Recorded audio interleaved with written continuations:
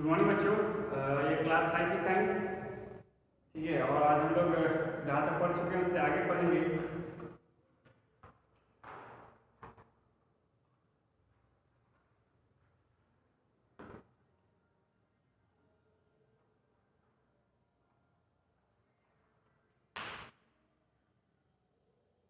जहाँ तक हम लोग पढ़ चुके हैं उससे आज आगे पढ़ेंगे, ठीक है। तो माइग्रेशन इन एनिमल्स, ठीक है। माइग्रेशन इन एनिमल्स, इनको पहले आप लोग अपना अटेंडेंस बनाएंगे, अपना अटेंडेंस बनाइए, उसके बाद फिर क्लास को अटेंड कीजिए।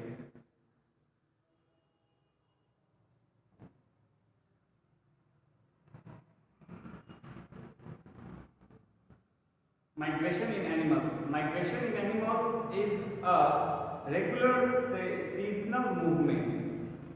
माइग्रेशन एनिमल्स में माइग्रेशन होता है वो सीजनल मूवमेंट होता है, सीजन के हिसाब से, गर्मी ठंडा इसको देखकर। जब बहुत ज़्यादा गर्मी पड़ जाती है तो भी ये अपना जगह को बदलते हैं, जो एनिमल्स होते हैं। और जब बहुत ज़्यादा ठंड पड़ती है तो भी अपने जगह को बदलते हैं और मॉडरेट जगह पे जाते हैं, जहाँ पर मॉडरेट होती है, ठीक है, वहाँ पे जाते हैं।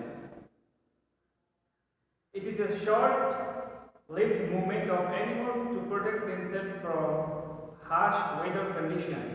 This movement is for a short period of time. एक short period of time है, ठीक है, जो अपने आप को बचाने के लिए एक harsh condition से, ठीक है, एक बदतर condition से बचाने के लिए, जैसे कि बहुत ज़्यादा ठंड पड़ रही है ना, इससे अपने आप को बचाने के लिए ये लोग अपनी जगह को चेंज करते हैं। या बहुत ज़्यादा गर्मी पड़ रही है तो भी अपने आप को बचाने के लिए ये लोग एक जगह से दूसरी जगह जाते हैं।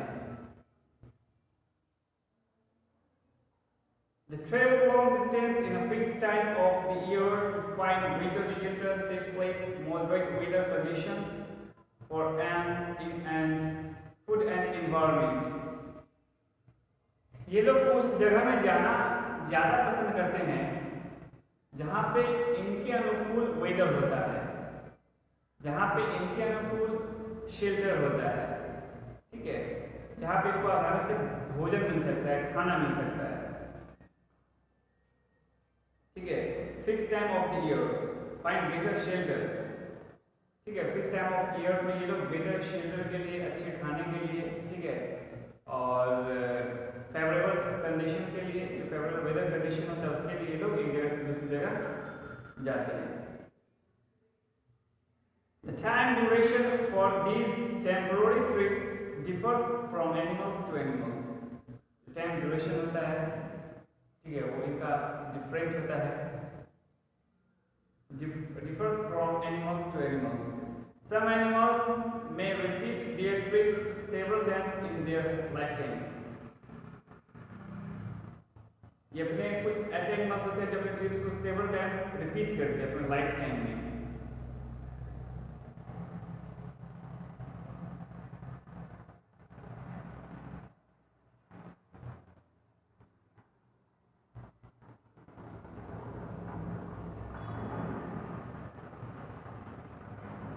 और जब ये फूड और शेल्टर के लिए एक जगह से दूसरी जगह जाते हैं, ठीक है, और उसके बाद ये फिर उस जगह पर वापस भी आते हैं जहाँ पर से ये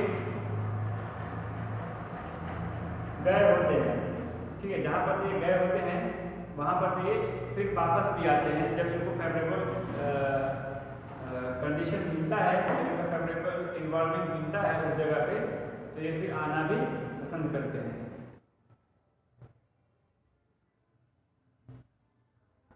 आप लोग ध्यान दिए होंगे कि जो कोयल होती है, जब मंजर खिलता है, आम पकने पर आता है, तो उसमें अपनी बोली से मिश्री घोलती है, ऐसा हम लोग पढ़े हैं।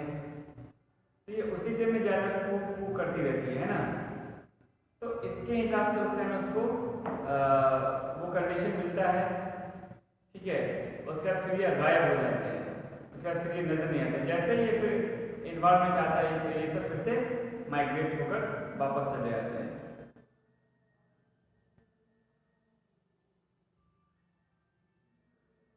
जैसे कि Siberian cranes and many other migratory birds जो अपने फेवरेट कंडीशन में वापस चले आते हैं, ठीक है, अपने फेवरेबल कंडीशन में वापस चले आते हैं। जब इनको इनके हिसाब से वेदर मिलने लगता है तब ये वापस चले आते हैं।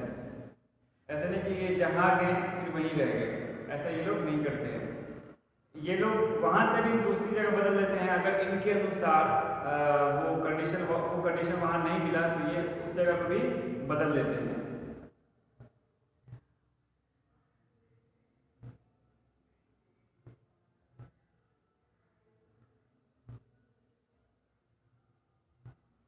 और ये जो एनिमल्स होते हैं, ये जो बर्ड्स होते हैं, एक जगह से दूसरी जगह एक ग्रुप में जाते हैं, ठीक है, एक ग्रुप बनाते हैं, एक समूह बनाते हैं, तब जाते हैं। ऐसा नहीं कि एक चला गया फिर दूसरा गया।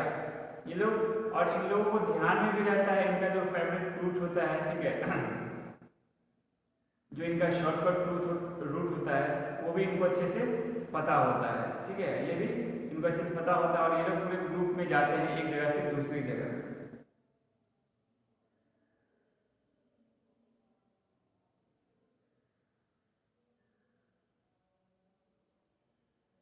Some animals, insect, birds, marine mammals and large herbivorous mammals show seasonal migration. कुछ ऐसे एनिमल्स होते हैं जो एक जगह से दूसरी जगह जाते हैं, ठीक है, सीजनल माइग्रेट होते हैं। आपको उसमें जैसे कुछ इंसेक्ट्स, कुछ बर्ड्स, कुछ मैमल्स भी होते हैं, मैरीन मैमल्स।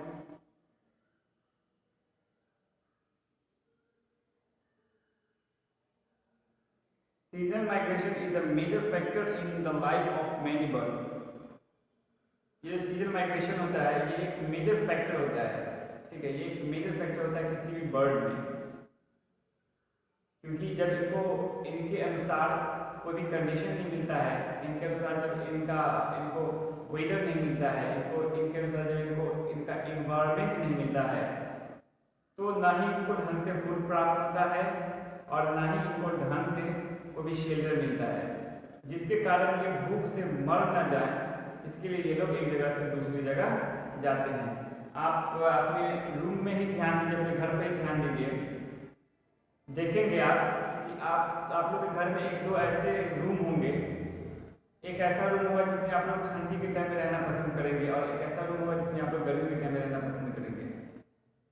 जो रूम पूरब साइड में यानी कि इस साइड में होगा उसमें सब कोई गर्मी के ठंडी के दिनों में रहना पसंद करता है ना, ताकि सुबह सुबह की धूप वहाँ पे पड़े। और जब गर्मी का टाइम आता है तो लोग उस रूम को ज़्यादा चुनते हैं जिसमें खिड़कियाँ ज़्यादा हो या फिर वो जिसके जो पेड़ के नीचे हो, ठीक है, तो उस वैसे रूमों को चुनना ज़्यादा पसंद करती है। ठीक उसी प्रकार जो एनिमल्स होते हैं, बर्ड्स होते हैं, ये भी ठीक उसी प्रकार अपनी फेवरेबल कंडीशन के हिसाब से, फेवरेबल एनवायरनमेंट के हिसाब से अपने आप को एक जगह से दूसरी जगह ले जाते हैं।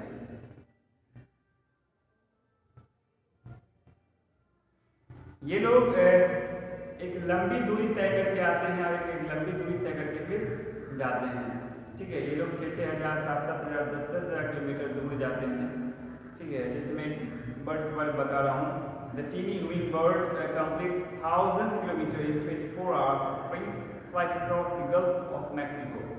ठीक है, ये विंग बर्ड्स जो है that is the smallest bird in the world. ये जो है सबसे छोटा बर्ड होता है पूरी दुनिया में और ये 24 घंटा में 1000 किलोमीटर को तय कर लेता है, ठीक है।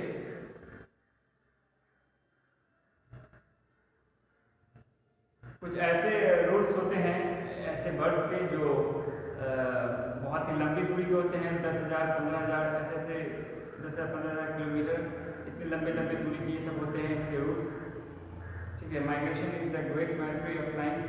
इन some cases the season of for the migration and navigation is not clear how do they find there. कभी कभी क्या होता है कि जब ये एक जगह से दूसरी जगह जा रहे होते हैं तो इनको दिक्कतें भी होती है। कोई इनको कोल्ड रीजन मिल जाता है जहाँ पे इनको फॉग वगैरह से भी झेलना पड़ता है, ठीक है। तो फिर वहाँ पे ये रुक कर और जब वेदर क्लियर होता है तब फिर ये जाते हैं, उस जगह को पार करते हैं, ठीक है। और इन्हें बहुत ही अच्छे से इनका रूट पता होता है। और कोई भी चिड़िया, कोई पक्षी पहली बार नहीं जाता है, वो जब ग्रुप में जाता है, ठीक है, तो ग्रुप के जो एडल्ट मेंबर्स होते हैं उनको उनको अच्छे से पता होता है, ठीक है। जो एडल्ट मेंबर्स होते हैं उनको अच्छे से पता होता है रूट, और जो पहली बार पक्षी जा रहा होता है उसको भी वो रूट देखने के लिए मिल जाता है, ठीक है। Migratory birds coming to India in summer, कुछ ऐसे माइग्रेटरी बर्ड्स हैं जो इंडिया में आते हैं समर टाइम में, ठीक है, और ये हमारे इन्वायरमेंट को बहुत खूबसूरत बनाते हैं। इसमें कुछ हैं जो समर टाइम में आते हैं, वो है गमडक, Asian koel, blue tailed bee eater, ये सब इन पक्षियों के नाम हैं। ब्लैक क्राउड नाइट हीरोन, और migratory birds coming to India in winters, वो जो विंटर्स में जो आते हैं उनको बता रहे हैं, जो इंडिया में जब विंटर रहता है तब। तो Amur falcon, greater flamingo, blue throat, black winged stilt, ये सब ऐसे बर्ड्स हैं जो इंडिया में विंटर टाइम में आते हैं। तो क्यों आते हैं विंटर टाइम में, इनकी ज़रूरत क्यों है, ये आते क्यों हैं, ये ज़रूरी क्यों है कि विंटर टाइम में आते हैं?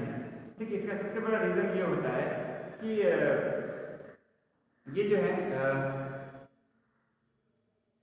इस एनवायरनमेंट में रहना पसंद करते हैं। जो इनका फेवरेबल एनवायरनमेंट होता है वो विंटर होता है।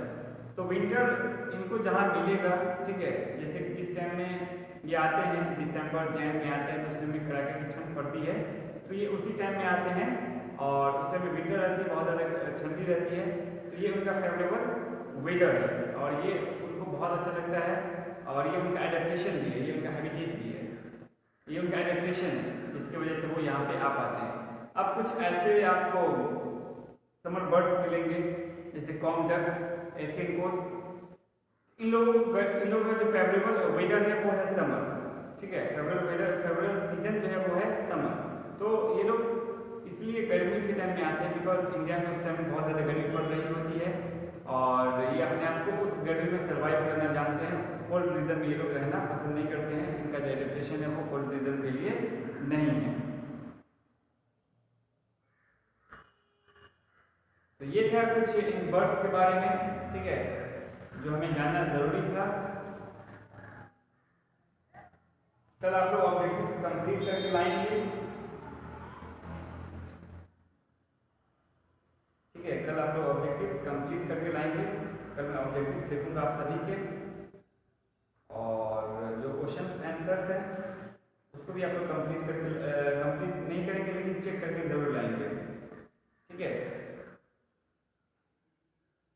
कल मैं लेटेस्ट रिवाइज पहले करवाऊंगा, उसको आप लोग कंप्लीट कर लेना, और उसका फिर जो ऑब्जेक्टिव्स है, choose the correct option, write one word for following, write T for true and F for false, ये 3 चीज़ें मैं कल करवाऊंगा, और आपसे ये भी करवाऊंगा लेटेस्ट रिवाइज, ठीक है, ये रिवाइज भी आपसे करवाऊंगा। तो इस चीज़ को ध्यान में रखते हुए आप लोग इसको अटेंड करेंगे। और तो और जो आप लोग को प्रॉब्लम्स होती हैं उसको पूछा कीजिए, और क्लास में अपना अटेंडेंस जरूर बनाया कीजिए, ठीक है। मैं बार बार आपसे कह रहा हूँ कि आप क्लास में अपना अटेंडेंस जरूर बनाया कीजिए, इससे मुझे आइडिया लगता है कि आप कंटिन्यू क्लास ले रहे हो या फिर नहीं ले रहे हो, ठीक है। तो ये बहुत ज़रूरी होता है कि आप कंटिन्यू क्लास लो और आप अपना अटेंडेंस बनाओ, ठीक है, ये बहुत ज़रूरी होता है।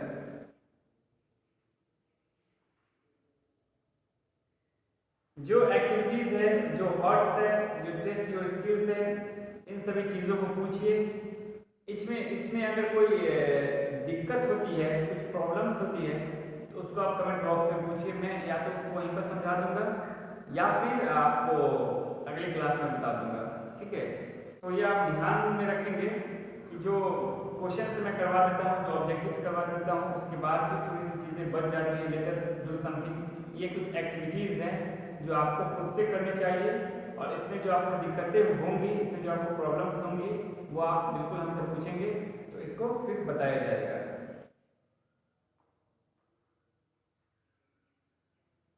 ठीक है। बहुत सारे यहाँ एक्टिविटीज़ हैं जिसको आपको करना चाहिए।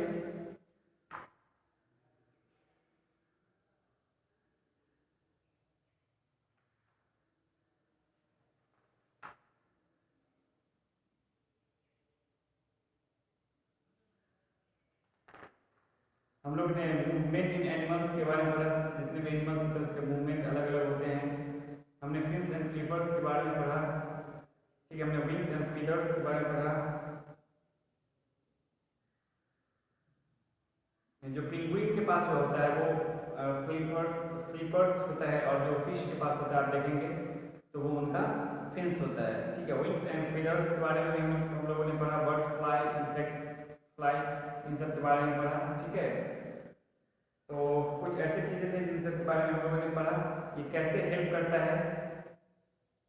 विंग्स जो पंख होते हैं, फीदर जो उस पर रोए रहते हैं उसको। ब्रीदिंग ऑर्गन्स के बारे में हम लोगों ने पढ़ा, ब्रीदिंग ऑर्गन्स का जो सिस्टम होता है, ठीक है, उसके बारे में हम लोगों ने पढ़ा। Breathing in animals, breathing organs in animals, जो कुछ एनिमल्स स्किन एंड बॉडी से की सरफेस से ब्रीथ करते हैं, कुछ एंगिल से, कुछ लंग से, कुछ स्पेरिकल से, इन सब चीज़ों से कुछ एनिमल्स सबके अपने अपने ऑर्गन्स होते हैं ब्रीदिंग के लिए। हेर्बिवोरस, कार्निवोरस और ओमनिवोरस के बारे में हमने पढ़ा, बता दिया है, ठीक है। Animals everywhere, animals and their habitat, इसके बारे में हमने बताया है। जो एनिमल्स जिस हैबिटेट का रहता है वो उसको वहीं सर्वाइव कर पाता है, ठीक है। A scientist who studies animals is called zoologist.